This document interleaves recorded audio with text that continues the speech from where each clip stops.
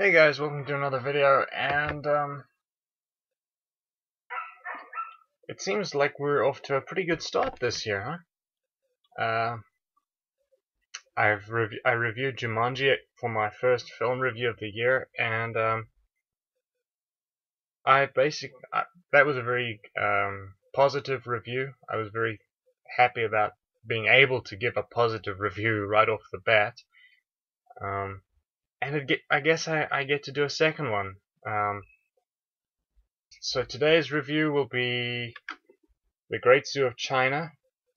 I don't know why it's reversed when I show it to the camera. It's basically, well, I don't want to like spoil it if you haven't read it, so I'll try and keep the spoilers to a minimal.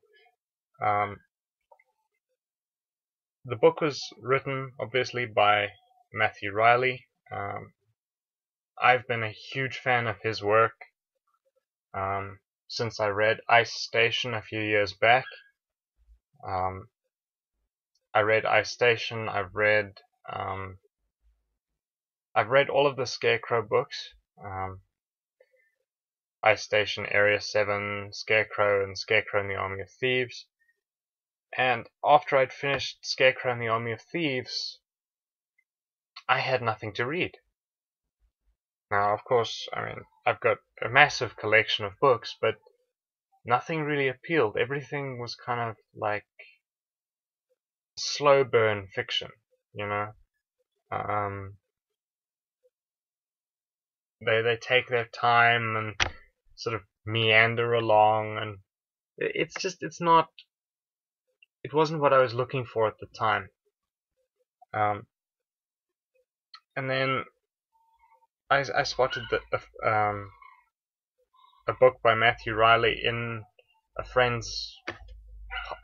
pile of books at a friend's place, and checked it out and thought, oh well, that's pretty good.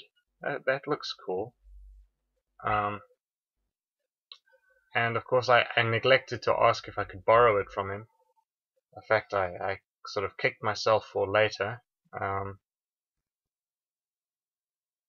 But I searched for it all over the place and couldn't find it. And eventually I got relatively close and got a copy of it for Christmas as a Christmas present last year. So, you know, I kind of put off reading it for a bit, because I think a lot of like bookworms can relate to this. When you get started and you really enjoy a book, you finish the book in one sitting, and that's it, you know. Such was the case with me and this book. And I'll come back to that in a second. But the story, well, like I said, I'm not going to spoil it, or I'm going to try not to spoil it if you haven't read it yet.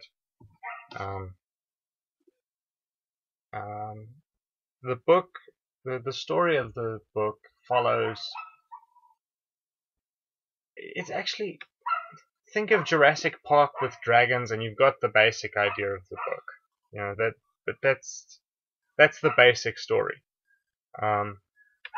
You've got the Chinese government has had this project going for several years, and they've finished construction on the largest zoo in the world.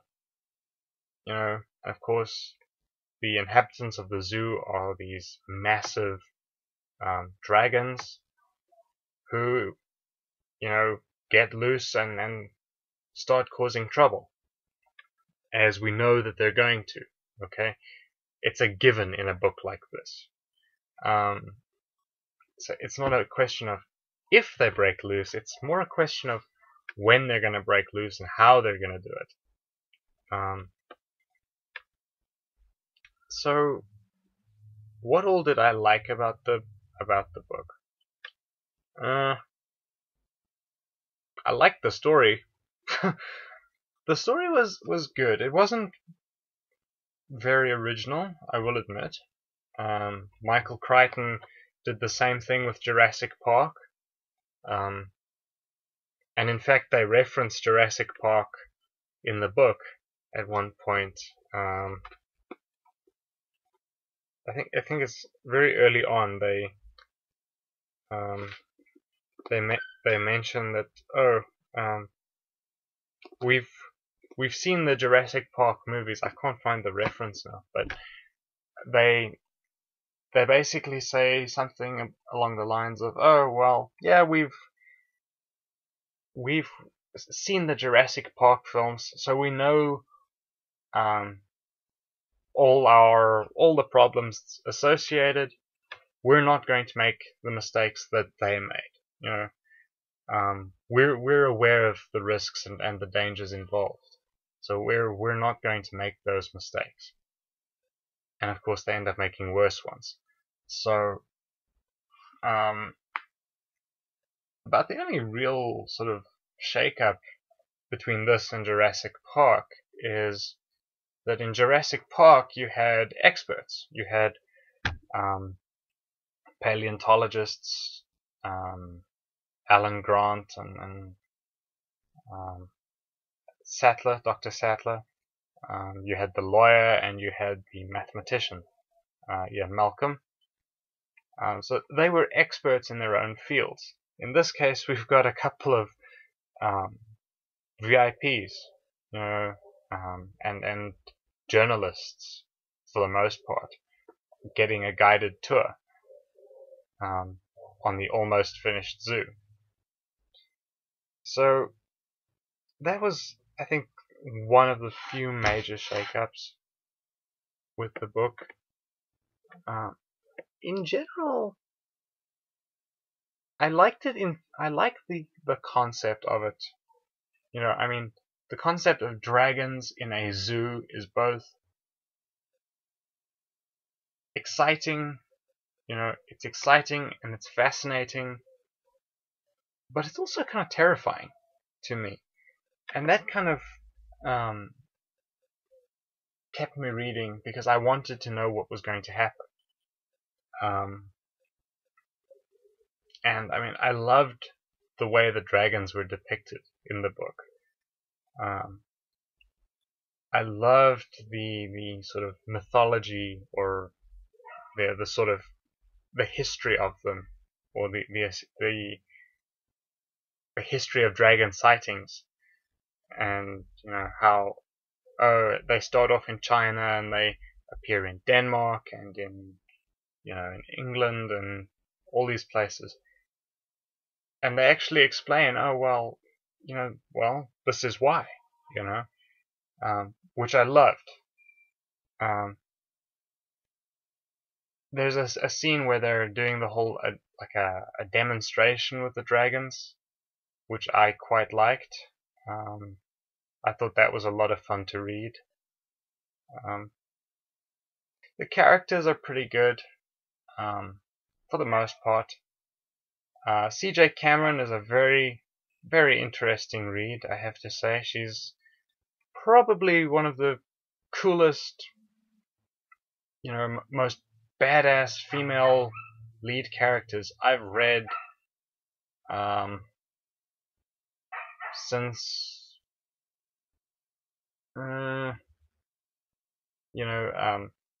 Temperance Brennan, or Angharad Gwyn, or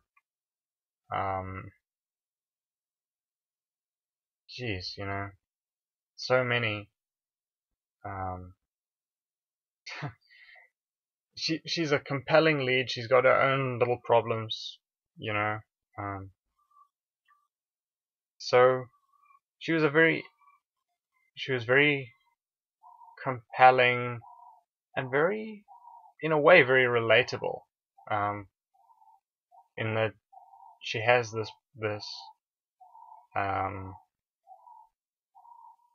these sort of flashbacks to traumatic memories, which make a lot of sense. So yeah, I like the characters. I like the dialogue in particular. There's some pretty interesting banter between the characters. The dragons, of course, were pretty good. I liked how the author actually took actual animals. They say here, let's see, I can't remember the, oh wait, hold on, I think it's later on in the book. Okay, yeah, tell us about, alright, so, I'm just looking at the book real quick. Riley used crocodiles,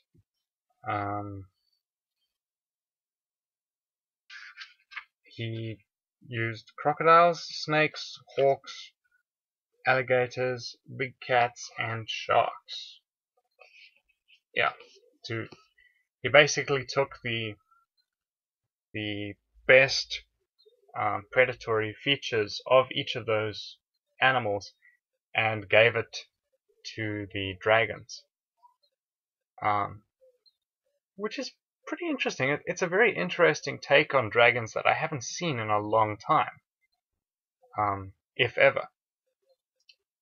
And it lends a level of realism to the whole concept of these mythical creatures actually being real. So, yeah, I love the realism behind the dragons. I love the history that was ascribed to them. I quite liked the action scenes in this book are incredible. If they were to make a movie out of this book, if they were to make a movie of this, we would have, dragons flying around, throwing cars and breaking windows and, doing all this crazy stuff. I think it's a big hit if you can get the right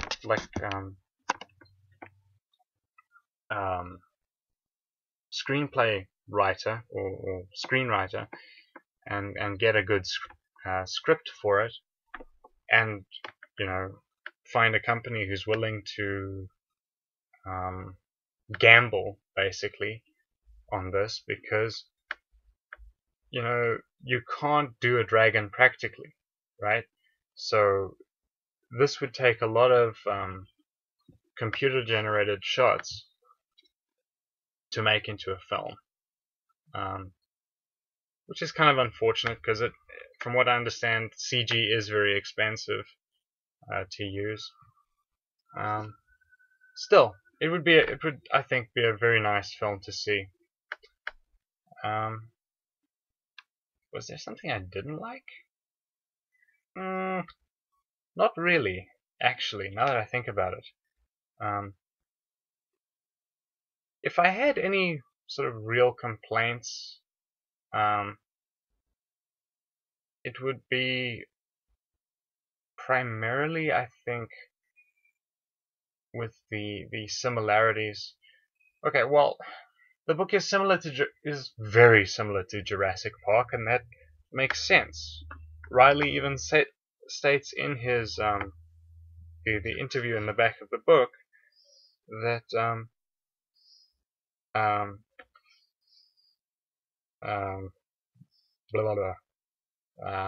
Well, in here and in some interviews, that one of his favorite authors is actually Michael Crichton. So he drew a lot of inspiration for the book from Jurassic Park. And that makes sense to me. The only real problem with that is that because it's so similar to Jurassic Park, we know more or less what's going to happen. But what we don't know is how it's going to happen. So that's quite exciting. And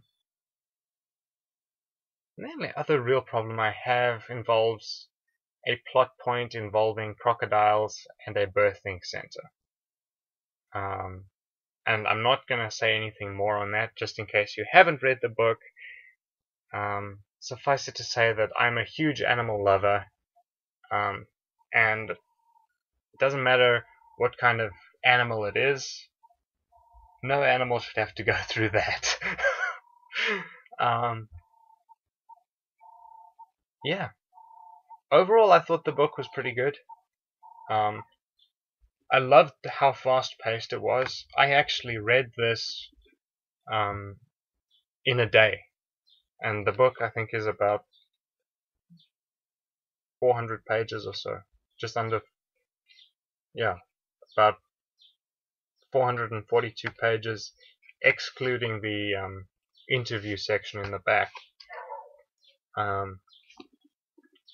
So, yeah, book's really fast-paced.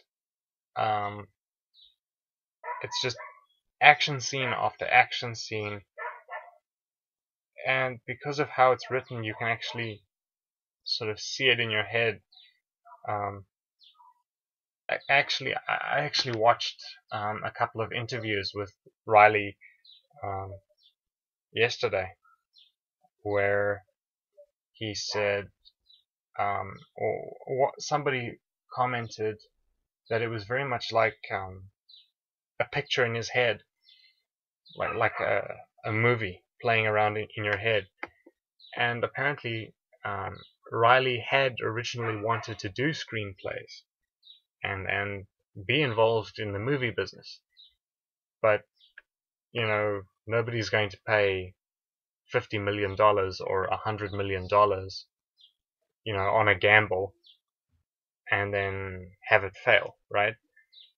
And I mean, you got the screenwriting and the casting, and every member of the cast has a salary, and you know, then you got to get props and costumes and special effects shots, and so it's a very, very expensive.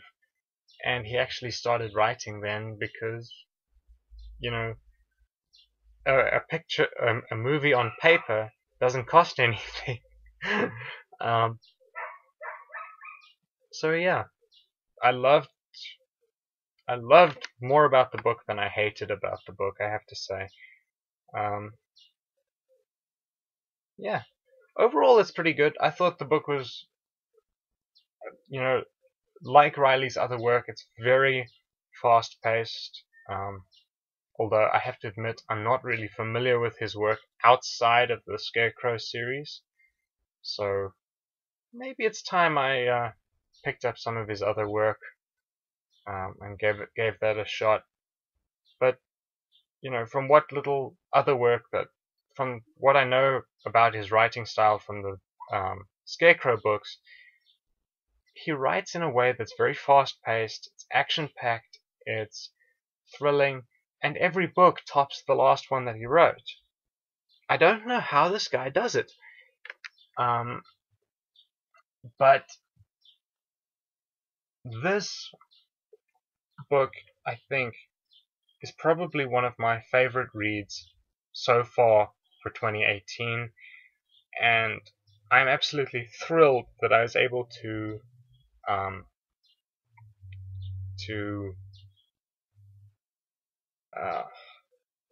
put a second positive review up right off the bat.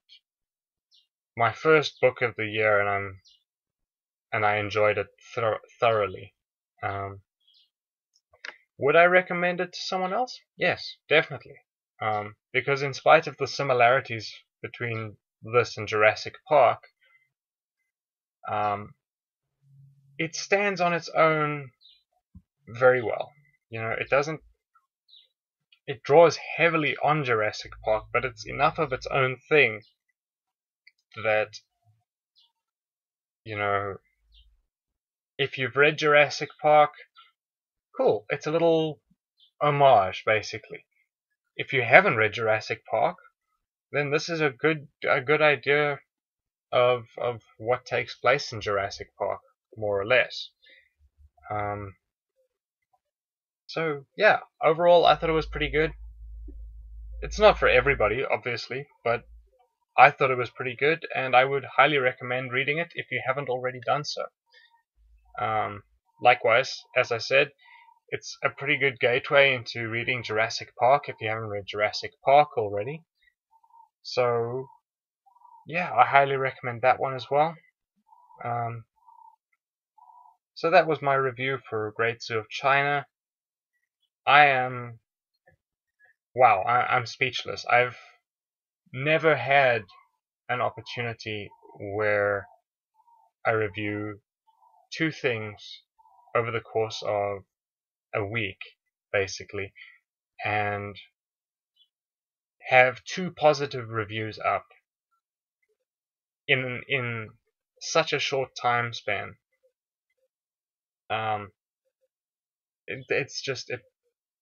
It's mind-boggling. So, yeah, that was my review. Thank you guys so much for watching, and as always, let me know what you thought of this review. Have you read the book? Did you enjoy the book? Why or why not? If you haven't read the book, do you intend to read the book, and why or why not? You know, and how did you hear of the book?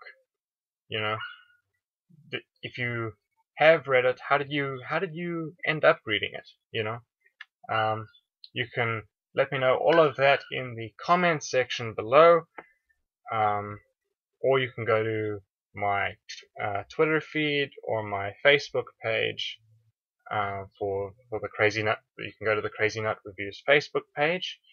You can go to my Twitter feed. You can go to my Instagram thing and put something up there, letting me know what you thought. You can just go down to the YouTube comment section and leave a comment there for me. So yeah, I hope you guys enjoyed the video. I certainly had a blast reading this book, and let's hope the next one is as good. I think I'm going to continue reading Matthew Reilly books and reviewing them for a while. So the next book review will be on the first of the Scarecrow novels, Ice Station.